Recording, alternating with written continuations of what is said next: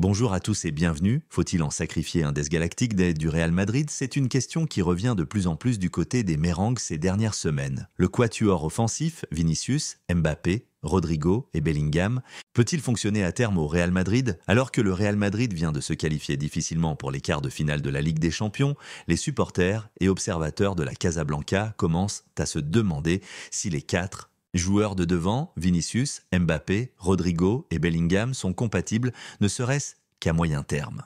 En effet, malgré cette addition de talents planétaires, le jeu offensif du Real Madrid reste pour le moins morose, ne réussissant à faire mal aux adversaires que par à-coups et sans imposer de domination globale. L'arrivée de Mbappé chamboule tout. Kylian Mbappé, malgré lui, a déstabilisé un équilibre offensif trouvé la saison dernière dans un système où Jude Bellingham était l'électron libre axial de l'attaque, un peu à la manière de ce qu'on appelle un faux neuf. L'Anglais était entouré de deux flèches, Vinicius à gauche et Rodrigo à droite. L'ancien joueur du Paris Saint-Germain a débarqué au Real Madrid pour prendre, toute proportion gardée, le rôle de Karim Benzema au centre de l'attaque, mais force est de constater que l'international français n'a pas le style de jeu d'un numéro 9 moderne.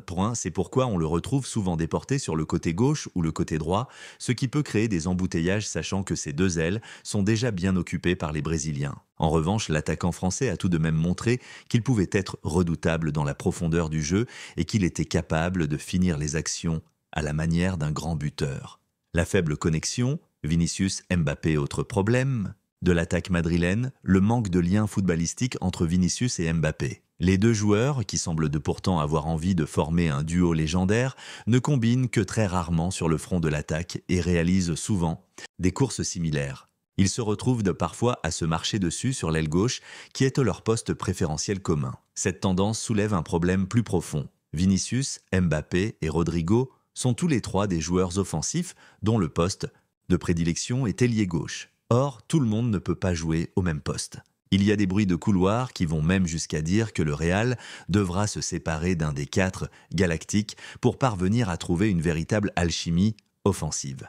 Bellingham frustré dans son nouveau rôle, Jude Bellingham qui avait vécu une saison de rêve avec le Real Madrid en 2023-2024, n'a pas l'air d'être le plus heureux cette année dans une position beaucoup moins offensive que ce qu'il a connu.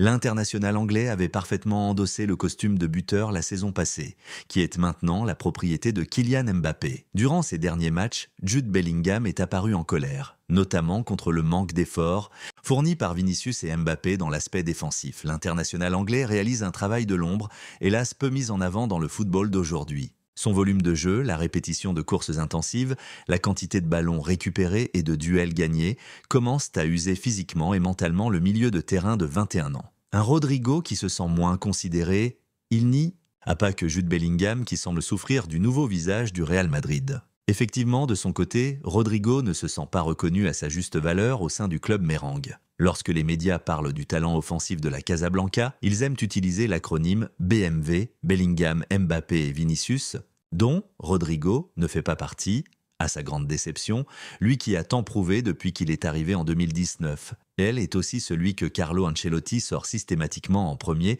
comparé aux trois autres évoqués plus haut. Et, même si cela peut paraître anodin, tout cela pèse dans la tête de Rodrigo, qui a déjà exprimé le sentiment d'ingratitude que lui inspire l'addition de ces éléments avant de se rétracter. Le Brésilien l'a par exemple montré par l'intermédiaire de publications sur Instagram ou par le biais de ses célébrations de buts. Et attention pour le Real Madrid à ne pas atteindre un point où Rodrigo aurait des envies d'ailleurs, sachant que City, en fait, sa priorité absolue. Merci à tous d'avoir regardé la vidéo jusqu'au bout, passe un bon week-end et salut.